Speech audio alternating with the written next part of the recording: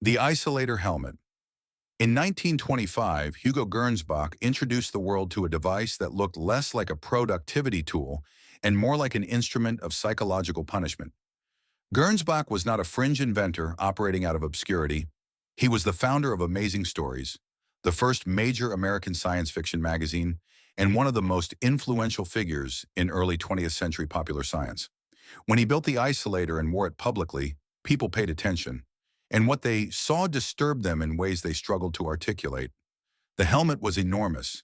It enclosed the entire head in a thick padded shell designed to block out all external sound and eliminate peripheral vision entirely. A single narrow horizontal slit was cut across the front, providing only the most minimal field of sight, enough to see the page directly in front of you, and nothing else. The world beyond that slit ceased to exist. Sound did not penetrate the shell in any meaningful way. Light entered only through that one controlled opening, and because sealing a human head inside an airtight chamber creates an obvious biological problem, the helmet was connected to an external oxygen tank that fed breathable air directly to the wearer. Gernsback published photographs of himself wearing the device and claimed with complete seriousness that it increased his productive output by 300%. He framed it not as an experiment, but as a solution. Modern life, he argued, was saturated with distraction. The human mind was not built to filter the constant noise of industrial civilization. If the environment could not be made quiet, then the individual had to carry their own silence with them, sealed inside a personal chamber of focus isolation. The concept was not scientifically baseless. The principles Gernsback was working from, that sensory reduction improves concentration, that distraction is neurologically costly, that controlled environments produce measurably better cognitive performance, have since been validated extensively by modern research. Sensory deprivation studies conducted from the 1950s onward confirm that reducing external stimulation can produce significant improvements in focus and creative output under the right conditions. But the isolator terrified people. Photographs of Gernsback sitting at his desk, head encased in that massive expressionless shell connected to an oxygen supply, produced a reaction closer to horror than admiration. It felt wrong in a way that was difficult to name. A person rendered faceless, breathless without mechanical assistance, reduced to a narrow slit of perception.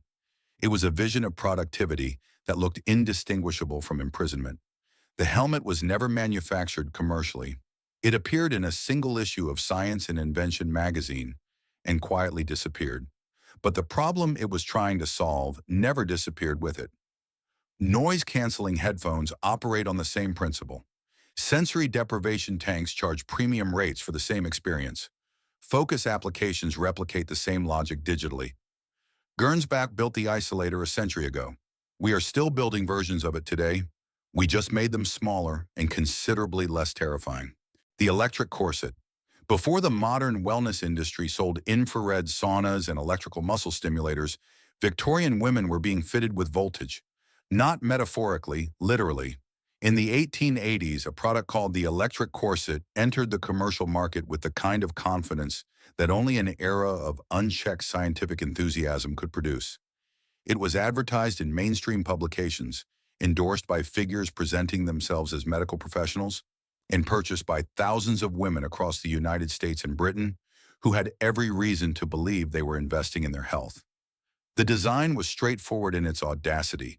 A standard corset, already a garment of considerable physical consequence, was threaded with fine metallic wiring designed to generate and conduct static electricity across the torso.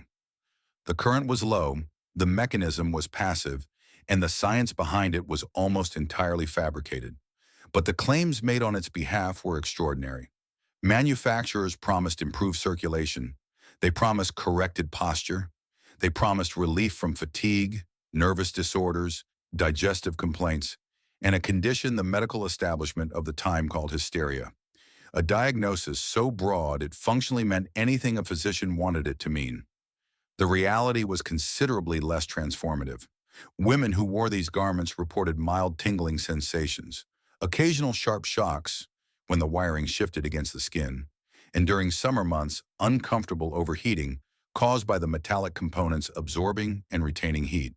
There is no documented clinical evidence that the electric corset produced any of the physiological effects its manufacturers claimed. What it produced reliably was profit. This was not a fringe product sold in the back pages of obscure catalogs. Electric corsets were prominently featured in department store displays and mainstream newspaper advertisements. They were positioned alongside legitimate medical goods. The word electric alone carried enormous cultural weight in the late 19th century. Electricity was new. Electricity was powerful. Electricity had transformed communication and was beginning to reshape industry. If it could do all of that, the logic went, surely it could do something remarkable inside the human body as well. That logic was not irrational, given what ordinary people understood about science at the time. Galvanism, the study of electrical stimulation in biological tissue, had been a serious field of inquiry since Luigi Galvani's experiments in the 1780s. By the 1800s, genuine medical researchers were exploring electrical stimulation for muscular conditions. The electric corset manufacturers understood exactly what they were doing. They borrowed the language and the credibility of real science and applied it to a product that had none. What the electric corset actually reveals is not ignorance. It reveals the persistent human instinct to believe that new technology can perfect the body. That instinct produced the electric corset in 1885. It produced magnetic therapy bracelets in the 1990s. It produces wearable biometric devices today. The packaging changes. The voltage changes. The belief never does. The atmospheric railway. In 1847, a stretch of railway line along the South Devon coast began operating without a single engine car. No locomotive, no coal tender, no visible source of propulsion whatsoever. Passengers climbed aboard, the signal was given, and the train moved smoothly, quietly, and with a speed that surprised everyone who witnessed it. To observers standing along the trackside, it appeared to violate something fundamental about how the physical world was supposed to work. A train was moving, and nothing was pushing it. The system had been designed and constructed by Isambard Kingdom Brunel, one of the most accomplished engineers of the 19th century, in collaboration with the atmospheric railway pioneers Samuda and Clegg. The principle behind it was elegant in its simplicity. Between the rails, a continuous cast iron pipe, roughly 15 inches in diameter, ran the entire length of the line. Inside this pipe sat a piston connected to the undercarriage of the train above through a longitudinal slot cut along the top of the tube. Stationary pumping stations positioned at intervals along the route continuously evacuated the air from the pipe ahead of the train. The atmospheric pressure behind the piston, now greater than the near vacuum in front of it, pushed the piston forward. The train followed. No combustion, no moving engine, just the invisible weight of the atmosphere doing the work. The results in controlled conditions were remarkable. The South Devon Atmospheric Railway achieved speeds of around 68 mph during trials, which was exceptional for the period. The ride quality was noticeably smoother than conventional steam trains because there was no engine vibration transmitted through the carriages. The system produced no locomotive smoke inside tunnels or stations. Operating costs in theory were lower because the stationary pumping engines could be run more efficiently than individual locomotive boilers. Brunel committed to the project with characteristic confidence. The collapse came from a detail so mundane it bordered on humiliating. The longitudinal slot in the top of the pipe had to be sealed to maintain the vacuum, and the material chosen for this seal was leather, greased with a mixture of tallow and lime soap to keep it supple. The leather flap worked adequately in mild conditions. It did not work in the climate of southwestern England. The combination of salt air, moisture, frost, and the particular appetite of the local rat population destroyed the seals systematically and continuously. Maintenance costs escalated beyond any projection. The leather deteriorated faster than it could be replaced. Within less than a year of full operation, the system was abandoned entirely. Brunel publicly acknowledged the failure, absorbing significant professional damage in the process. The atmospheric railway became a historical footnote almost immediately. But what it described was not a dead end. It was a working demonstration of vacuum-assisted transit more than a century and a half before Hyperloop concepts entered public conversation. The principle was sound. Only the materials failed. Sometimes the idea arrives before the world is ready to build it properly. The teletautograph. In 1888, Elisha Gray filed a patent for a device that could transmit handwriting across electrical wires in real time. Not typed text, not coded signals requiring translation, actual handwriting, the specific pressure of a pen against paper, the particular angle of a signature, the fluid motion of a hand drawing a diagram, all of it captured, converted into electrical impulses, transmitted across distance, and reproduced on the receiving end by a mechanical stylus moving in precise coordination with the original hand. Gray called it the teletautograph, and it worked exactly as described. Gray was not an unknown figure operating at the edges of American invention. He had filed a patent caveat for a telephone design on the same day Alexander Graham Bell filed his telephone patent in 1876, a coincidence that produced one of the most contested intellectual property disputes in the history of American technology. Bell was awarded the patent, Gray was not. The teletautograph was in some respects Gray's vindication, a device that Bell had not imagined and could not claim, and one that solved a problem the telephone explicitly could not. The telephone transmitted voice. It could not transmit a signature, a map, a prescription, a technical diagram, or any information that existed in visual rather than verbal form. The teletautograph filled that gap precisely. The sending unit tracked the movement of a stylus through a system of rheostats that converted horizontal and vertical motion into varying electrical resistances. Those varying resistances traveled along telegraph wires to the receiving unit, where a corresponding mechanical arm interpreted the signals and reproduced the movement with a pen on paper. The synchronization between sender and receiver was achieved through a continuous electrical connection that updated in real time. The Gray Teletautograph Company was established in 1888, and the device entered commercial use through the 1890s. Adoption was genuine and widespread in specific industries. Railroad companies used teletautographs to transmit written orders between stations, eliminating the transcription errors that plagued Morse code communications. Hospitals used them to send prescriptions and patient instructions between departments without requiring physical delivery. Banks adopted them for transmitting signatures for verification purposes, recognizing that a reproduced signature carried evidentiary weight that a typed name did not. The device remained in active commercial use far longer than its historical obscurity suggests. Updated versions of the teletautograph were still operating in some institutional settings as late as the 1970s, nearly a century after Gray's original patent. Its disappearance from public consciousness was not a sudden collapse, but a gradual displacement, first by early fax technology, then by digital transmission systems that could handle visual information more efficiently.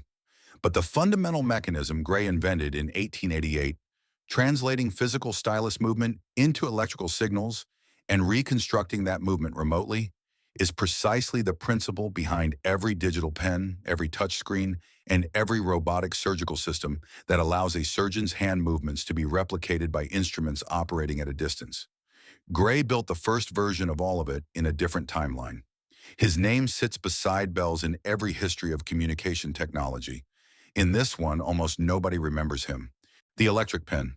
In 1876, Thomas Edison introduced a device so ahead of its operational context that the world had no adequate infrastructure to support it. The electric pen was not a pen in any conventional sense. It was a handheld motorized instrument powered by a small wet cell battery containing a needle that reciprocated at approximately 50 strokes per second, driven by a miniature electromagnetic motor housed in the upper portion of the device. When pressed against paper and moved in the normal motion of handwriting, the needle perforated the sheet continuously, leaving behind not ink but a precise pattern of tiny holes that traced every curve and line of whatever the user had written or drawn. The perforated sheet then became a stencil, placed over a blank page, and rolled with an ink-saturated roller. It transferred an exact reproduction of the original handwriting onto the surface beneath. Remove the stencil, reposition it, roll again. The same document reproduced with complete fidelity as many times as required. Edison's promotional materials claimed the device could produce up to 5,000 copies from a single stencil without meaningful degradation of quality. Edison was 29 years old when he patented the electric pen. He was already operating his Newark laboratory with commercial intent, and he understood the market he was targeting precisely. American businesses in the 1870s faced a genuine and costly problem. Every duplicate of every document had to be produced by hand. Copying clerks were a standard feature of any substantial commercial operation, employed specifically to reproduce correspondence, contracts, and records through manual transcription. The process was slow, expensive, and introduced errors. Edison's electric pen promised to eliminate the copying clerk entirely. The Western Electric Company licensed the device and pushed it into the commercial market with significant investment.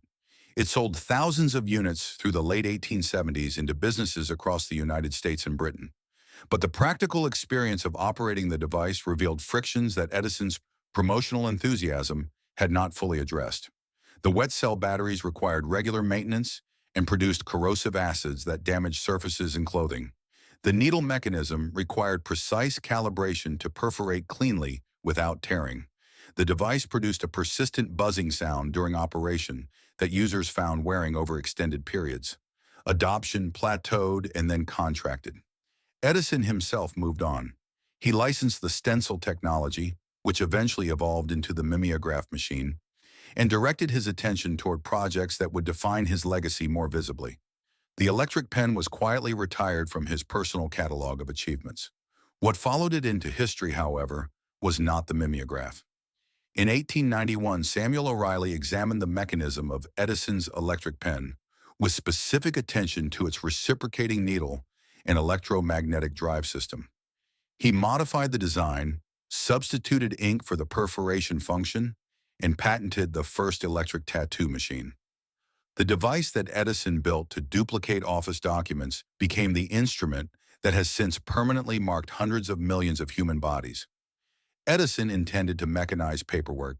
He accidentally mechanized one of the oldest art forms in human history, the human-powered car.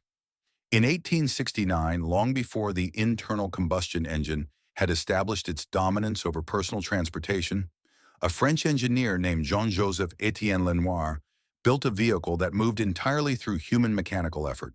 No steam, no gas, no external fuel source of any kind. The vehicle was propelled by an occupant operating a system of pedals and levers connected to a crankshaft, which transferred mechanical energy to the wheels through a series of gears and drive components. It was simultaneously a carriage, a bicycle, and an experiment in whether human muscular output could substitute for the combustion and steam technologies that were rapidly reshaping European industry. Lenoir was not a marginal figure in the history of engineering. He had already made a significant contribution to mechanical history in 1859 when he developed one of the first functional internal combustion engines to achieve commercial application. A gas-powered engine that preceded Nicolas Otto's more refined four-stroke design and was used to power small industrial machinery across France and Britain. Lenoir understood combustion intimately. His decision to build a human-powered vehicle was therefore not born of ignorance about available alternatives. It was a deliberate design choice rooted in specific practical considerations about fuel availability, mechanical simplicity, and operational cost. The vehicle Lenoir constructed was closer in its mechanical architecture to a velocipede than to the horse-drawn carriages that dominated French roads. The frame was heavier than a conventional bicycle of the period, built to support the weight of a passenger compartment, and the drive mechanism was more complex. Routing human pedal effort through a crankshaft arrangement that provided the torque necessary to move a substantially heavier load than a single rider on two wheels. It was not fast. Contemporary accounts suggest it achieved speeds of several kilometers per hour under optimal conditions, which placed it roughly in competition with a brisk walking pace. On inclines or rough road surfaces, performance degraded considerably. The vehicle never entered commercial production. It existed as a functional prototype demonstrated publicly and documented in engineering literature of the period, but it attracted no investor interest sufficient to develop it further. The internal combustion engine was already generating commercial momentum, and the economic logic of fuel-powered transportation made human-powered alternatives appear primitive by comparison. Lenoir's pedal car was cataloged as a curiosity and largely forgotten within a decade of its construction. What makes it historically significant is not its performance, but its timing and its premise. Lenoir built a zero-emission personal vehicle in 1869, more than a century before environmental concerns about combustion engines entered mainstream political discourse. The engineering problem he was solving, how to move a person from one location to another without burning anything, is precisely the problem that electrification, hydrogen fuel cells, and human-powered vehicle research are working to solve today. The Velomobile, a fully enclosed human-powered vehicle capable of highway-adjacent speeds, is a direct conceptual descendant of what Lenoir built. He arrived at the question before the world understood why the question mattered. The thermoelectric fan.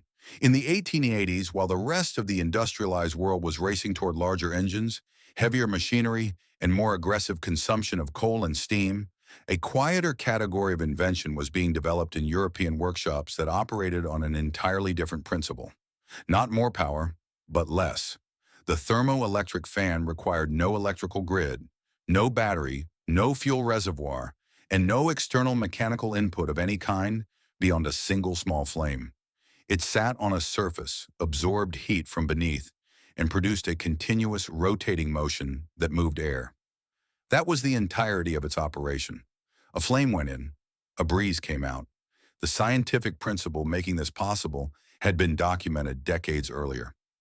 In 1821, German physicist Thomas Johann Seebeck discovered that when two dissimilar metals are joined at 2 points, and those junctions are maintained at different temperatures, a continuous electrical voltage is generated across the circuit. The greater the temperature difference between the two junctions, the greater the voltage produced.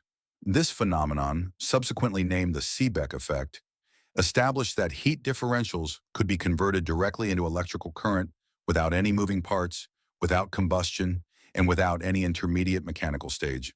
The conversion happened at the molecular level, silently and continuously, for as long as the temperature difference was maintained. The thermoelectric fan of the 1880s applied this principle in its most direct and elegant form. A thermoelectric generator constructed from joined dissimilar metals was positioned at the base of the device, directly above a heat source, typically a kerosene lamp or a small spirit burner. The lower junction absorbed heat from the flame, while the upper junction remained at ambient room temperature. The temperature difference between the two junctions generated a small but sufficient electrical current, which was routed to a compact electric motor connected to a fan blade. The motor turned, the blade rotated, and the room received a gentle, continuous circulation of air. The devices were manufactured and sold commercially, primarily in Britain and continental Europe, during the final decades of the 19th century. They were marketed as domestic comfort items, positioned alongside other refined household goods for middle and upper-class consumers who valued both their practical function and their unusual operational elegance. A machine that produced a cooling breeze from a flame, with no wires, no batteries, and almost no sound, occupied a category that felt closer to natural philosophy than to industrial engineering. Commercial interest declined as electrical infrastructure expanded through the early 20th century. Once reliable grid electricity became available in urban homes, the complexity and cost of thermoelectric generation made it impractical compared to simply plugging a conventional fan into a wall socket. The thermoelectric fan was retired not because its principle was flawed, but because cheaper energy made its elegance unnecessary. That elegance has since returned to serious scientific attention. Modern thermoelectric generators operating on the same Seebeck principle are being developed for waste heat recovery in industrial facilities, for powering remote sensing equipment, and for energy harvesting and wearable technology. The 1880s fan anticipated all of it. It understood that heat differentials are everywhere, and that imbalance, properly understood, is not a problem. It is a resource. The mechanical leach. In the early decades of the 19th century, bloodletting was not a fringe practice tolerated at the margins of legitimate medicine. It was mainstream. It was taught in medical schools, prescribed by respected physicians, and administered to patients across the full spectrum of illness, from minor fevers to life-threatening conditions.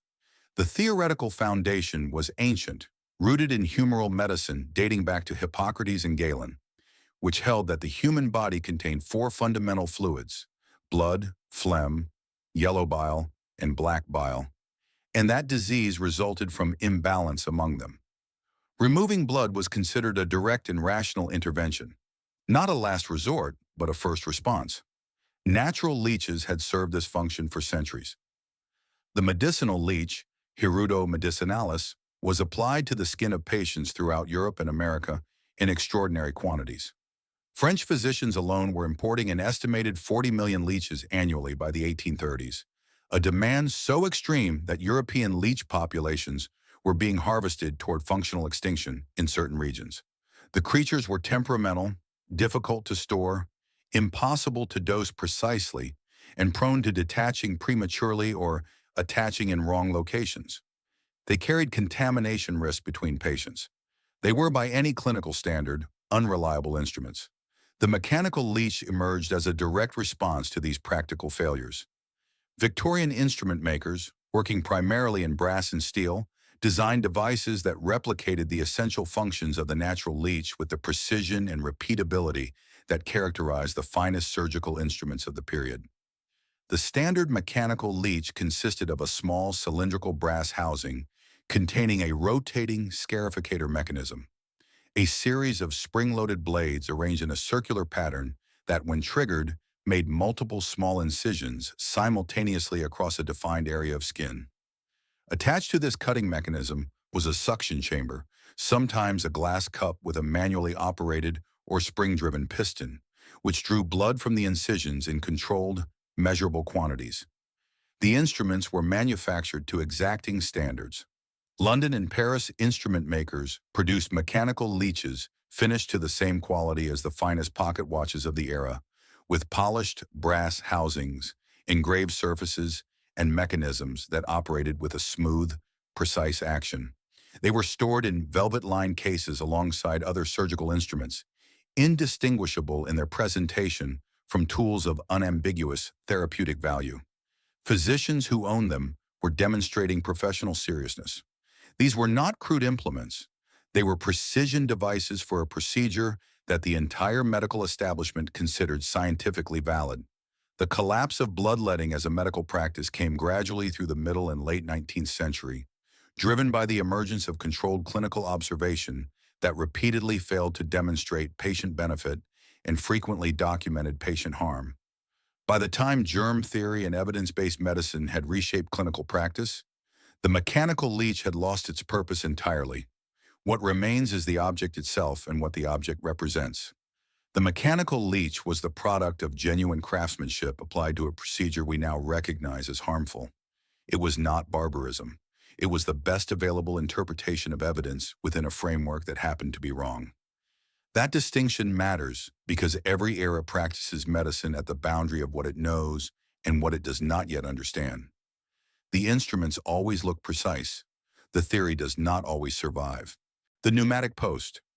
In 1897, the United States Post Office inaugurated a pneumatic mail system beneath the streets of New York City that was, by every operational measure available at the time, faster than anything else moving correspondence through an American urban environment.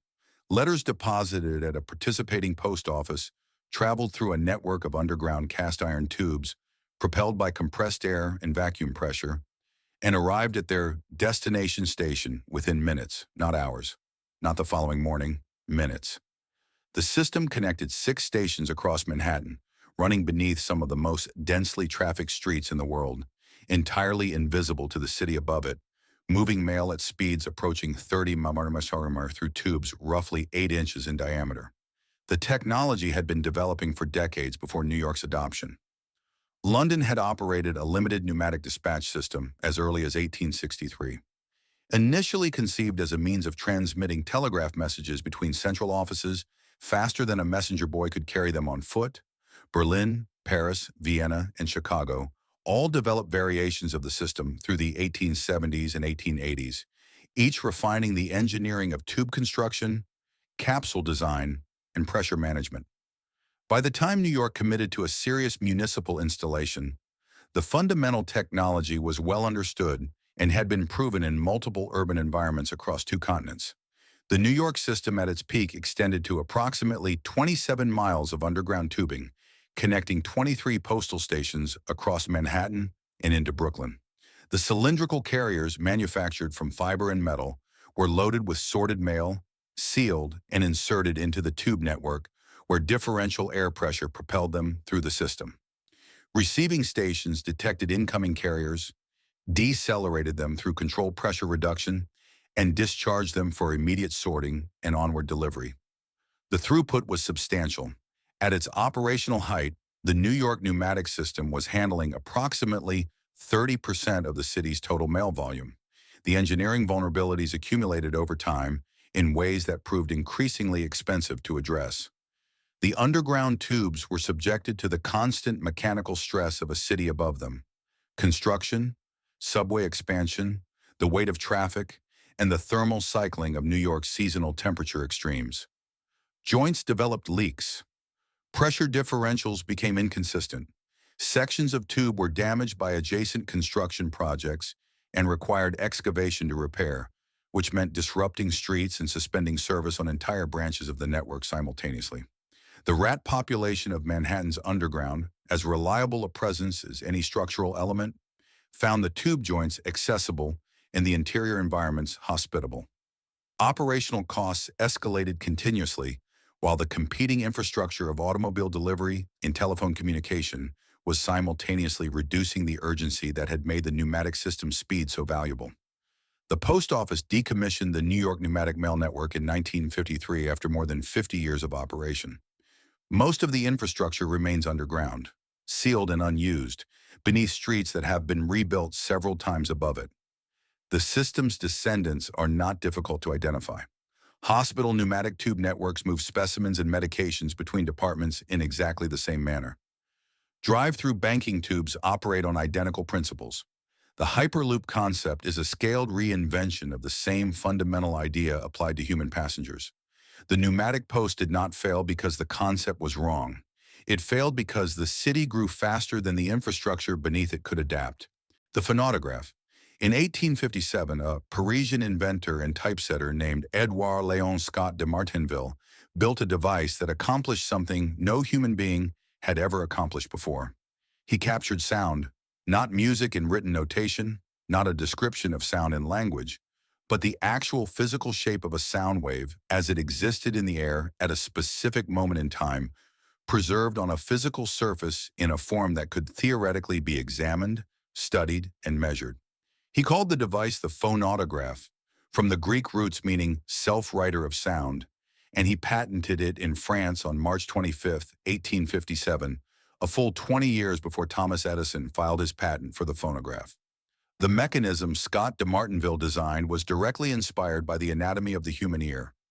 A large horn collected and focused incoming sound waves, directing them toward a thin, flexible membrane stretched across the narrow end of the horn, analogous to the eardrum. Attached to the center of this membrane was a fine stylus, typically made from a stiff bristle. As sound waves struck the membrane and caused it to vibrate, the stylus moved in precise correspondence with those vibrations. Beneath the stylus, a cylinder coated in lampblack, the fine soot deposited by an oil flame onto paper, wrapped around the cylinder surface, rotated at a controlled speed.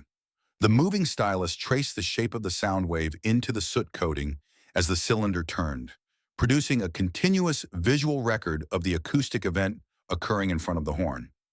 The resulting recordings were delicate, ghost-like tracings on fragile paper. Thin, wavy lines of varying amplitude and frequency, readable to a trained eye as representations of acoustic patterns, but entirely silent. Scott de Martinville had no mechanism for playback, and critically, does not appear to have considered playback a necessary feature of his invention. His stated purpose was scientific. He wanted to study the visual shape of sound, to create a written phonetic alphabet derived from actual acoustic waveforms rather than conventional alphabetic symbols, and to give researchers a tool for analyzing speech and music with the same visual precision available for studying light or electricity. He recorded voices. He recorded musical instruments. He recorded himself. The recordings accumulated in his Paris workshop and were eventually archived, their existence known to historians of technology, but their content inaccessible for more than a century because no mechanism existed to translate the visual tracings back into sound. In 2008, Researchers at the Lawrence Berkeley National Laboratory in California applied optical scanning technology and digital signal processing to several of Scott de Martinville's surviving phonograph recordings. They photographed the soot tracings at high resolution, converted the visual waveform data into digital audio files, and played them back. What emerged from a recording made in April 1860 was a human voice, female, singing the French folk song Au clair de la lune. The audio was fragile and warped. The pitch initially misidentified because the original cylinder rotation speed had been estimated incorrectly, but it was unmistakably a voice, the oldest recorded human voice in existence, captured by a machine that was never designed to speak. Scott de Martinville recorded humanity's first preserved voice and died without ever hearing it. The recording waited in silence for 148 years. It had always been there. If these stories of forgotten innovations and buried history have changed the way you look at the technology in your pocket today, please subscribe and hit the bell icon to follow our channel. We are digging up the history they tried to bury. Plant the seeds for the future. The next treasure chest of the past will be open soon.